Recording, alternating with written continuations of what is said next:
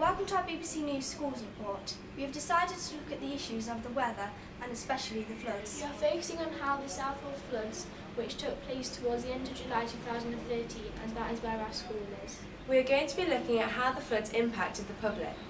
We have interviewed people who had been affected by the floods at that time. Here are the interviews. Did you experience floods and how? We did. On the evening that we had the really, really heavy rainstorm, which was when we broke up for the school holidays, my husband got a phone call and from some friends to say that they were in trouble and they've got water coming into their house. My daughter and myself put our wellies on. It was like a river running down the bottom of our road. We found our way round to our friends and spent a lot of time with a lot of other people trying to barricade off where the water was running down the road and to stop it getting into their house. How did it make you feel seeing the floods? Actually, it was really unsettling because we knew that people's houses were going to be absolutely full of water, and we couldn't pick out a footpath. The water was up to the top of our Wellingtons, so it was in height. Cars, couldn't get up and down the roads. It was really quite scary because people were obviously going to be in a lot of problems. So it was not a very nice feeling at all. How long did it take to clear up? The actual water itself, as I say, we were out round at neighbours and friends trying to help.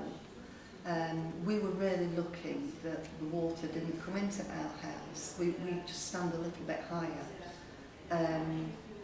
But a lot of our friends, the clearing up from that evening, by sort of 11:15 at night, you looked out onto the road and you couldn't even see where the water had been. But of course all the mess and all the damage was in the houses. On a scale of 1 to 10, how bad was the damage? For a lot of the people that I know and the people around me, you were probably heading up to 10. I had friends that had, quite apart from the fact that the houses are flooded and they've had to move out, and some people only just moving back in, and this is from July last year.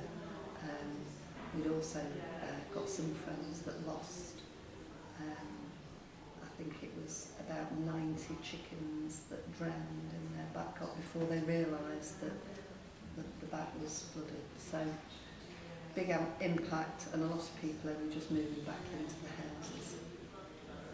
So a lot of damage. Did you experience the floods? Yes, I did. It flooded our whole street. We were badly affected, so much so that we've had to move out of our house. So yeah. On a scale of 1 to 10, how bad were they? I'd probably say a 7, because it's been bad enough to mean that we've had to move out. But if we compare it to some of the people that have experienced the floods over Christmas in the south, and since then where the water hasn't abated or gone at all, that must be terrible. So I think they've definitely got a 10. Ours was bad enough, but it wasn't as bad as theirs. So. In what way did the floods affect you?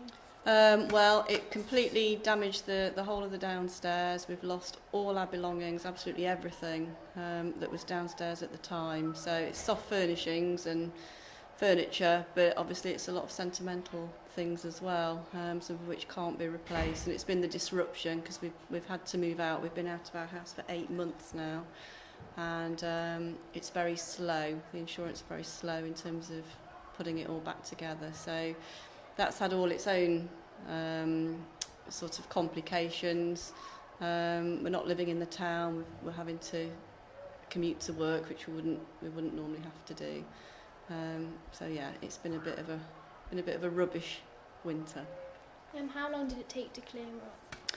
The immediate aftermath, the day after, it probably took about 2 days to actually clear all the sludge, because after the water's gone, it leaves this silt and it's contaminated as well because all the drains have come up, so it's full of sewage. It's not very nice. So all of the garden had to be power washed, and then inside there's the initial mopping up, and then it took several days for that to dry, and you have to mop it again.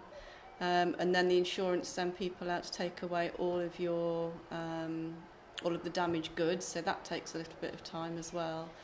So I'd say to be kind of properly clean, it was probably a good 2 weeks, but even now, 8 months on, the house is filthy. It still feels dirty because it's been damp.